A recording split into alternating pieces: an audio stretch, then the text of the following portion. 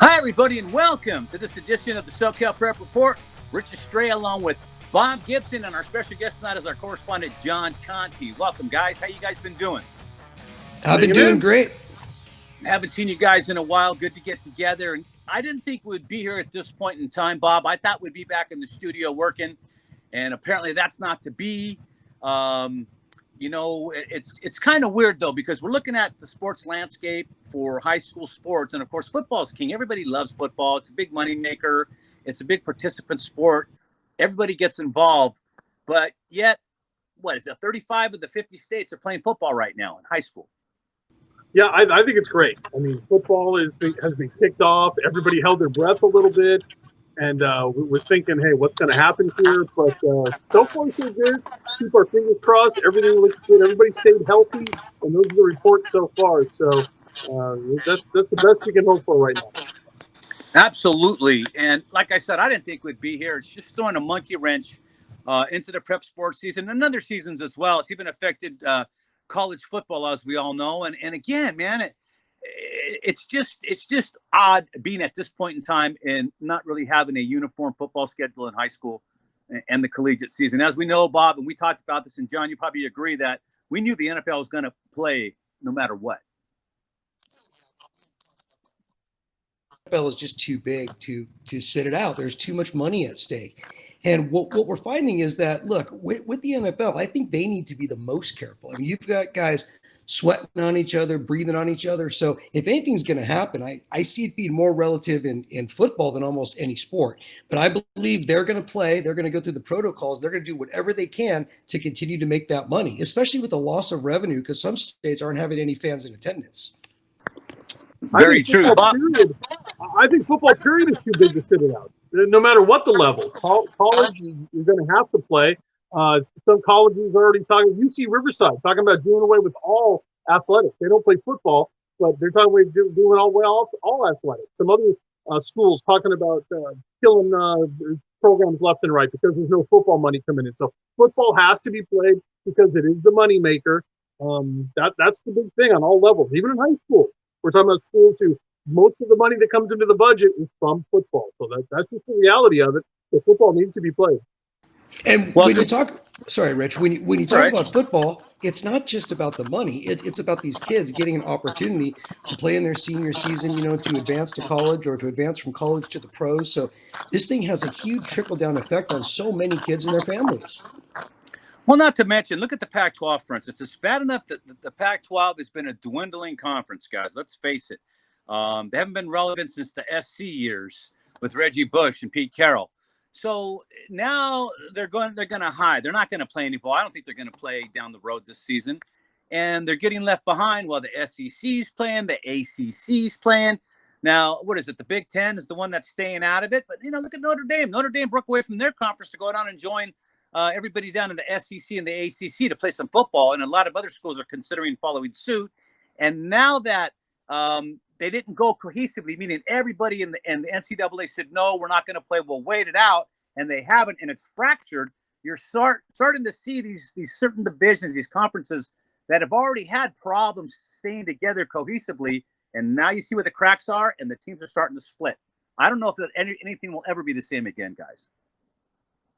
I mean, the landscape of sports in general has changed. I mean, are we going to have to wear masks for the rest of our lives? I mean, it just seems like there's so many guidelines and so many protocols that we go through that at some point, I think you either fish or cut bait. And I think right now, all the major sports are just experiencing with how this is going to go while we get through this COVID period.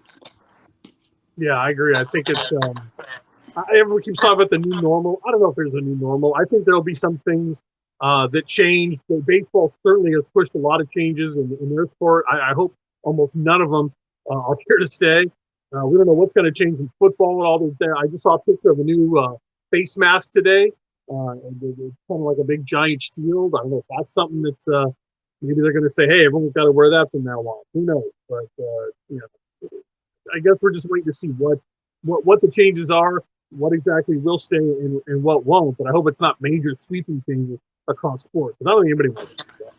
Now, when you're talking about football, excuse me, Rich, when you're talking about football, okay, if they put on a larger face mask or whatever they do, that's great. But these guys are still sweating, spitting. I mean, there's a lot of things going on a football field. Also on a basketball court, you've got sweat flying around. So, I mean, the only way you're really going to isolate COVID is to do what the NBA's done. Lock them in a bubble, test them every day. And that can't happen with the NFL. It's just too big of an animal. Well, then I'll tell you what. There's college teams already playing football. Some have already got 3 and 4 games on the books, and they're playing Thursday night. They're playing almost every night this last week, and nobody's complaining about COVID. Nobody's saying there's an outbreak on our team or anything like that. So it's time to play ball, fellas. I read a report the other day that they tested something like 25 or 26,000 college kids, and they had it. 25 or 26 came positive out of like 30 universities. And guess what? Not one was hospitalized. So, I mean, these youngsters can pretty much handle it, apparently, because most of them didn't know they were sick, just like your boy Russell Westbrook, John.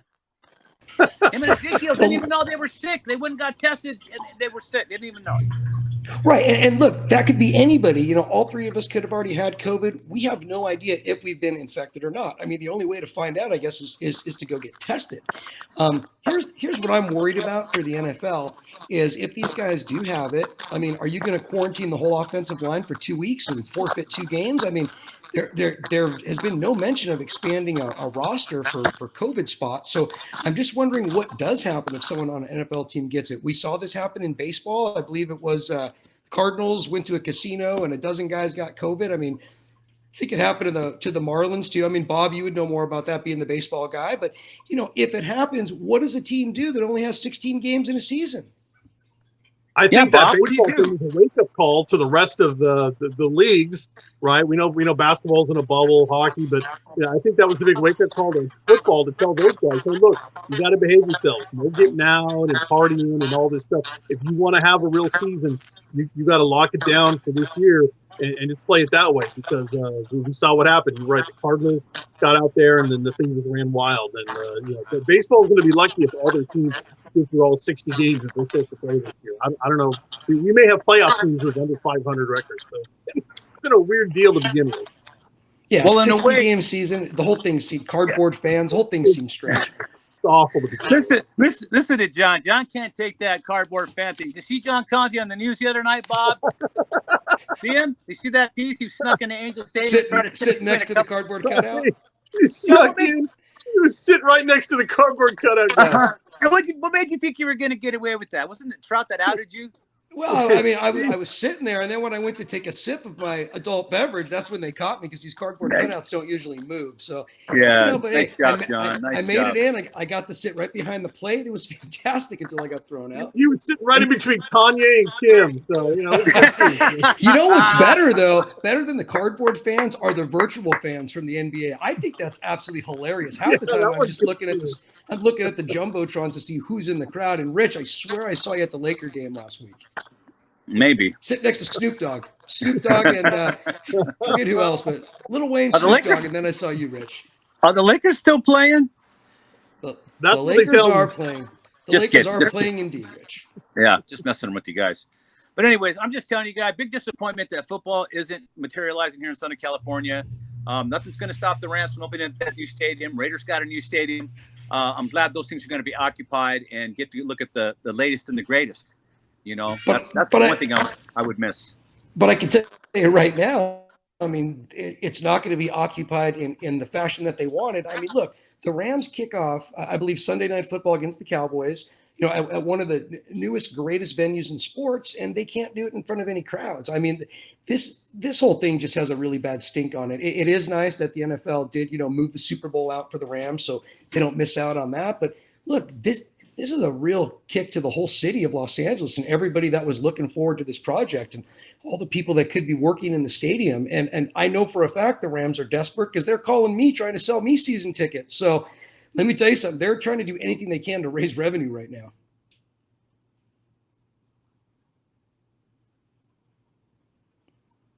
Right in the stadium. I think football does that more than than any other sport. And so it's going to be weird to watch a football game. They got the whole number 12 flags, that ridiculous thing up in Seattle. Well, how's that going to work? No, there's no 12th fan anymore. All that stupid crowd noise they create up there to distract everybody. That's not going to work for the Seahawks this year. I'm expecting a 4-12 Seahawks season. Well, speaking of the Seahawks, quickly, just to inform you on something, whether you know this or not, that stadium was designed by engineers from Boeing. Obviously, they have a big presence in Seattle. It was designed by engineers to keep the sound in. So, hey, those engineers came in handy for that stadium, because that place is rocking loud. Well, what good is it having a 12th fan if you utilize it? How about that? You're absolutely right. So what I know is, and this is according to the Rams and the Chargers, of course, they're not selling any tickets this season. All of their sales are going forward to the 2020-21 season. Right. So, or I'm sorry, next season, 21-22, because they're not letting anybody in the door. So I just think it's going to be really weird. I know the Chiefs are letting in 17,000 fans tomorrow night for their home opener. It's going to be really weird to see Arrowhead Stadium at 17,000 capacity. Nothing seems right about this. Well, we're not time. Some teams are going to have fans, others aren't. I don't get it. There's no more home field advantage. John, I never thought I'd say this, because you know how much trouble we give Bob about his Rams, but Bob was really excited about going to the opening, first game and being there with the crowd and celebrating. Bob was doing the coin toss. Bob was doing the honorary coin toss. Yeah, he was going to do the practice run just to make sure that the microphones are working. But I think Vince Scully's doing the coin toss. But anyways, that's neither here nor there. But Bob, I still don't feel sorry for you. Hey, speaking of Vince Scully, did you know he's selling everything? I don't know if you guys caught that or not, but he's selling his World Series ring. He's selling all of his Dodger memorabilia. He wants to leave all this money for his grandchildren. I just caught him on an interview the other day, and literally he was wearing his World Series ring and said, this is going up for sale as part of the auction. And so if you want to get your Vince Scully stuff, check it out, because he's selling everything. He's liquidating his life.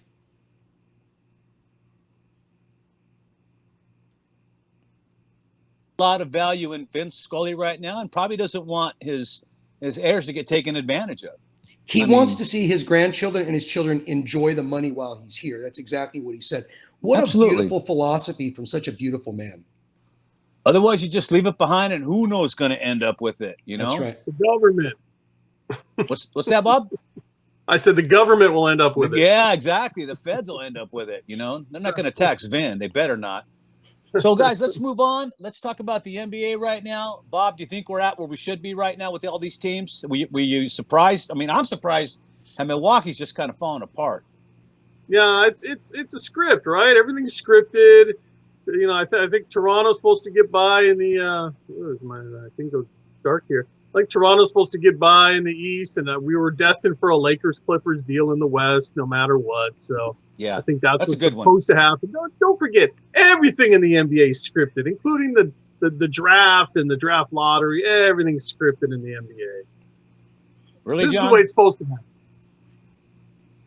John, listen, all I know is, I'm enjoying watching professional sports. I think basketball has come the closest to giving you the same game. Obviously, the crowd is, relevant or irrelevant when you're watching a game. And I really like watching basketball. I think they actually got it right. And I think the teams that are winning now, it's really been two different seasons. And I think it was maybe Van Gundy speaking about it. It's really been two different seasons. You had the season, then you took a break for 3.5 months, and then you came back. So you can't really expect a team that was playing well to just come back and all of a sudden start playing well. They have to kind of evolve into their role. And unfortunately for the Milwaukee Bucks, they never evolved into that role, and they just ran out of gas. Yeah, they did. Absolutely.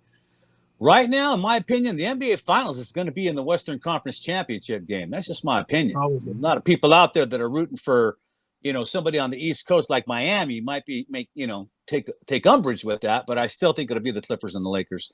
That's going to be the best series. That would be the NBA championship if you're able just to have the two best teams play in the finals. Look, it's not too far off to think that this could be Lakers Celtics. Could be Lakers Celtics. I'm really thinking about Kobe here. These guys are on a mission to win this championship. And what better way to do it than to get number 17 against the Celtics? Bob? I'm taking the Clips. We didn't ask Bob, you that. Bob's We throwing just a asked wrench if in anybody. everything.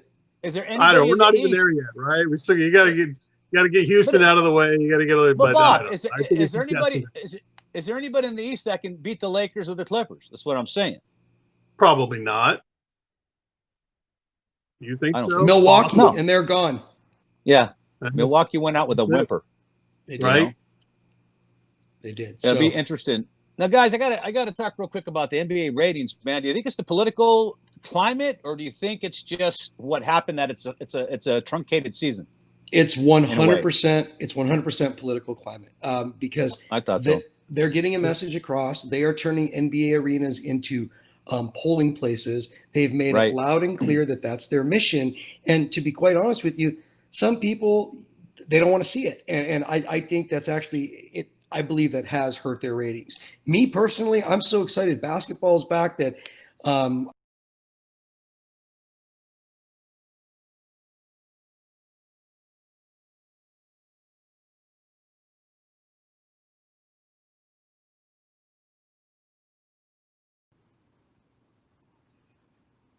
go ahead. Go ahead, Bob. I was going to No, I say was we gonna say, turned. we get inundated with political messages, just up and down. I mean, every single outlet, everything you turn on, TV, radio, everywhere you look, social media, you're just inundated with social media messages now. I think people like, hey, I just wanted to turn on a game and watch a game and not have this part of it as well. So I think people just completely checked out on that and said, you know what, I don't need that. We lived long enough. We proved we could live sort of, I guess a lot of people could without sports. And the fans are saying, you know what, we'll live longer without it. We don't need it. So the NBA is a business, and they've turned off a lot of their consumers. They've turned off a lot of people who buy their product and are choosing not to buy their product anymore. if you're the NBA, I mean, you really, I mean, what are you supposed to do? I mean, African Americans make up a very large percentage of the NBA. What are you supposed to do as owners in a league? I mean, they had to step up and do something. I think it just kind of got to the point where people just really want to watch basketball at the end of the day. John, they had a big fight in the owners' meeting about what they were going to do. Don't think the commissioner just did this unilaterally. They had a vote, and there was a lot of dissension within the league, and a lot of them predicted this would happen. Anytime, like for instance, and again, we're not judging it. We're just telling you this is all fact. When Kaepernick took a knee, the ratings went down. And again, we tune into sports. The average fan tunes into sports to get away from society. 100%. Man. We're tired of all the messages. We're tired of all the proselytation. We just want to see the game. We just want to relax and watch the game. See athletes do some great stuff we could never do, and enjoy it. And they keep bleeding over, and it's just hurting the ratings. And it's a tough time because. The NBA took a beating for a while until Magic and Larry brought it back up. Then Jordan took over, did a great job, and it's just kind of going in the toilet again. They're losing their edge. They were among the most popular sports in America for a while. They surpassed Major League Baseball for a while, but man, it's going the other way so quickly, and it's just tough. NBA also has tough to watch. The NBA has the largest social media following as well. Absolutely, which speaks volumes. So they have a ginormous voice. And look, if they're getting out their message to vote, their positive message, and they feel it's great, good for them. For me personally, I'm turning on the game because, like you say, Rich, we've got so much stuff going on. I mean, we have COVID, we've got there's just so many things going. Now we got fires burning in California, burning all over the West Coast. I mean, there's just so many things going on that when I turn the television on, I mean, honestly, I just focus on the game. That's where my head is at. Gotcha. Now, John, you're coaching. You coach youth sports. You've done all kinds of stuff. But what's going on right now? What's the climate going on? I understand you guys are going to be firing back up flag football. Yeah, we are going to be firing back up. Kind of interesting because, March 13th was our last game. That was the day that, COVID kind of shut down our nation. So we've been at a complete standstill, not being able to do anything. So we're part of the Friday Night Lights group, and they did get approval to be able to utilize fields for what they're calling a mini camp. Because right now they can't play any football because the kids can't have any contact. So we're going to get out there and we're going to run drills, and the kids have to go through a protocol, temperature checks, masks, no huddling. They even, they'll sanitize the balls, this, that, and the other. So I don't know if any of that stuff really does any good. I mean, the reason why I'm doing it is because I think it's really good to get the kids out there exercising, running around. I mean, they've been shut down for so long. So my hat is off to Friday Night Lights trying to organize this event, and hopefully they can get it done. They're limiting the number of people on the field, and we'll just see how it goes. That's a good sign there, right there, because by not being able to play, high school organized sports, even at the junior high level, it's really tough, and you got to keep these kids interested. You got to keep them busy, otherwise, who knows what'll happen. Got to keep them engaged. And this is the first crack at it. I mean, running around again. I mean, even the league doesn't know if the season's going to happen. I think they're scheduled to start the season, the end of October, but they're going to follow all the recommended county guidelines. So this is something that they did get approval for. So look, we can get out there, we can run drills, and guys, trust me, there's plenty of drills that are going on. There have been drills going on, all year long. NFL guys are getting out there running drills. Yep. Everyone has to be working out, doing their thing. And these guys have all managed to do it in a safe way. And look, these are kids. They need to run around. And look, I don't want anybody to get COVID. I don't want anybody to get sick. But, we've been on lockdown now for about 6 months. It's about time to get out there, let the kids toss the ball around, just be kids and have some fun. So what about the school? Bob, your kid's still you still teaching at home? Yeah, they're still they're still on distance learning, as they call it. So they log into the computer every day and have whatever kind of class they can have. The most fun one, I guess, is wood shop. Trying to do wood shop. What does your house look like now, Bob? Wood shop. I'm not sure. Get out of here, Bob. How lucky is your kid that she got wood shop? I had wood shop. I know, right? That's amazing. I didn't even know school still had wood shop. Well, they're the only school in the district with a wood shop, but the last word was that they're going to start using cereal boxes to make stuff instead of wood. So we'll see how that turns out. Oh my Lord! You got to be kidding. That's one class that you really can't substitute on. No. Wood shop is wood shop. You're sawing wood, you're hammering nails, and now you're going to be using Lucky Charms boxes. This makes absolutely no sense. But not quite the same thing. No. It makes perfect sense, John. Rich, it makes perfect sense. This whole thing is strange because my son and Bob's daughter, same age, and we're doing this homeschool thing too. And this is what I hear. I hear the teacher call attendance, and then 5 minutes later, I'll hear each kid say their name, and the teacher's like, "Hey, man, I called your name 5 minutes ago." I think half these kids are sleeping on the other side of the computer. So we're doing the best we can. We're hoping for some sort of, normalcy, but right now we're just.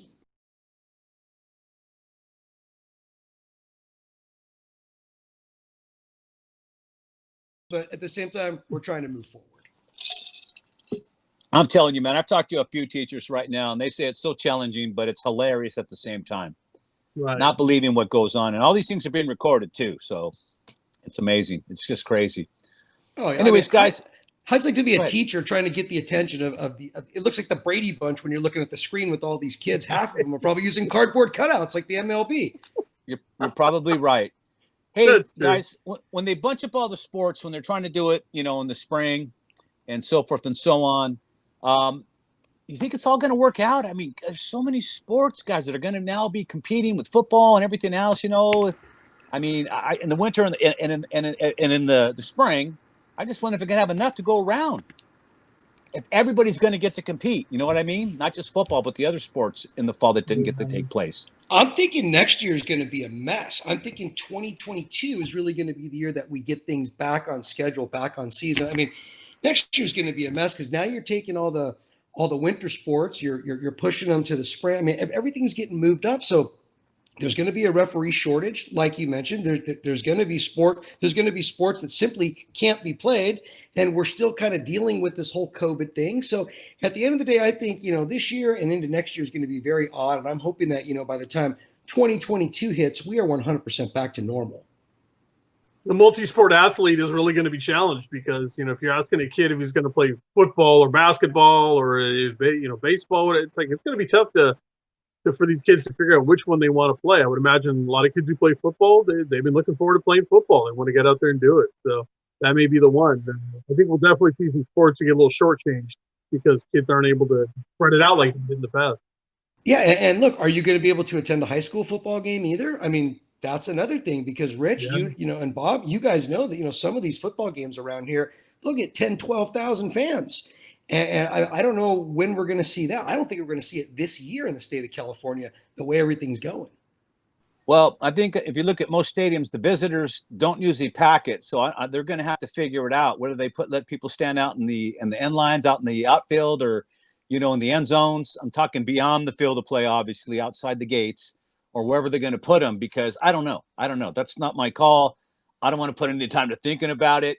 They're going to have to figure it out. The season's been delayed, and now there's this whole new mess that we're going to be looking at and seeing how it plays out. I just don't know where to officiate these games properly and safely. I don't know where all these officials are going to come from because we know there's been a shortage.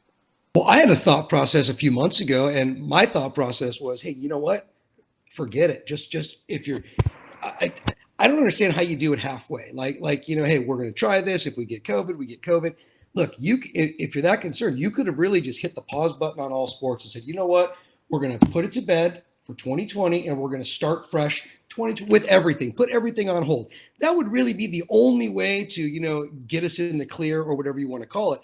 But at the end of the day, there's way too much money at stake that in some cases they've definitely forced things back, and you guys know that. Yeah, absolutely. So that's the uncertainty right now, and all we can do is just watch it play out. It's basically out of our hands, unfortunately. Anyways, parting shot, Bob. I'll let you go. You got anything you want to relay on the way out? I know you're gonna say something about your Rams. This is going to be a weird season. I was hoping that the fans are going to be able to celebrate the opening of the new stadium, but it should still be fun to watch the new stadium. I don't know. The Rams are not on anyone's radar. Do you see the top 5 teams? John's Niners, even the Saints are up there. I don't know. I think people have the Raiders up there. Everyone's sleeping on the Rams. Go ahead, sleep on the Rams. I'm just going to play. I'm going to play Ram it on a loop for 24/7 until the season opens. I'm ready. Please don't. By the way, it's more than a stadium, Bob. They have what is it, NFL museum there, and a lot of shops that probably won't be open the NFL yet. Network. The NFL Network is over there now. Yeah, it's everything. All they need now is a team. Yeah, that's. I love it. All right, John. Don't Parting get me shot. started on those uniforms. Don't get me started on the new uniforms. They're awful. Oh God, I want to talk about the Rams' new uniforms for my parting shot. Great segue, Bob. Hey, those uniforms are terrible, Rich. Have you seen those things? No, but Thank you. in all reality, my parting shot is thanks for having me on. Always fun to talk to you guys. And lastly, football season is here, and nobody knew it. We had no preseason, so tomorrow night, Chiefs and Texans kick off in front of about 17,000 fans. It's going to be weird, but I'm happy football's back. Is that all they're allowing, John? 17,000? Yeah, 17,000. And how did they decide what 17,000 got in? Because 20 that I don't know. I'll give you an example. I had tickets to the Rams 49ers, and I got a refund because probably because I wasn't a Rams season ticket holder. So, Right. Well, actually, here in the state of California, everybody got a refund, but I'm assuming in Kansas City, season ticket holders.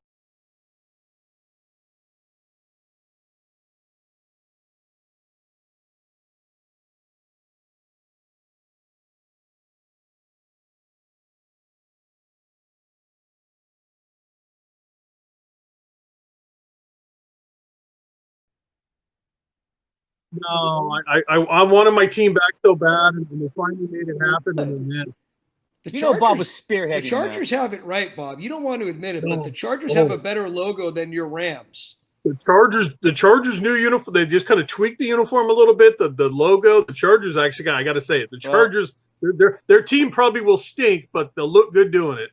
Hey, Bob, what's your NFL pick for the year? Is it really the Rams? I think the Rams go back to the Super Bowl. Absolutely. You're out of your mind. You're out of your mind. Listen, I just hope the Milliken Rams, who have the same uniforms as the old Ram uniforms, I hope they don't change their uniforms. Right. Matter of fact, go to the white and blue, the old-fashioned white and navy.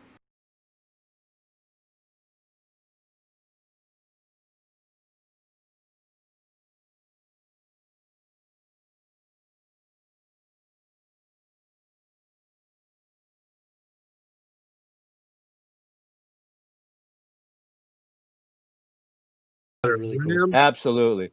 All right, I'd like No to thank good. our guest, John Conti, for joining us tonight. Also, my broadcast partner, Bob Gibson.